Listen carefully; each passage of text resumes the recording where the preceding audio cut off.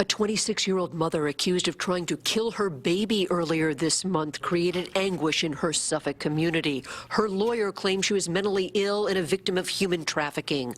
Others say she was an interloper moving from house to house on a notorious street in a hamlet that borders Coram called Gordon Heights. For decades, we have had a problem with this area in Gordon Heights, and it's known as Dodsonville because there's one particular landlord who bought up a number of foreclosures and then started renting rooms to hard-to-place individuals. This case has again exposed a raw and widespread fear over spreading clusters of sex offenders recently released from prison into Long Island's lower-income neighborhoods. On streets like Homestead, near houses of worship and schools, garbage is strewn, dogs chained, adults wander, cars piled on driveways, drug dealing out in the open. Vulnerable students walk directly past these properties, renting to high-risk parolees who receive government rent subsidies, in some cases living 10 to a home.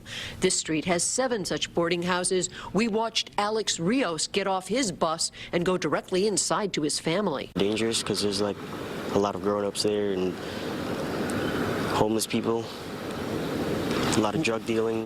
Laura Ahern of Parents for Megan's Law Crime Victim Center says clustering the ex-cons was made possible by a well-meaning court decision. In February of 2015, the New York State Court of Appeals shot down every residency restriction law. An attempt to make a uniform code across the state has backfired, many say. We really have to get moving. There's no time to waste. State Assembly members Dean Murray and Fred Thiel are co-sponsoring a bipartisan bill, the Child and Victim Safety Zone Act. It would restrict to 2 renters per home and could not cluster on one street. Home rule is extremely necessary.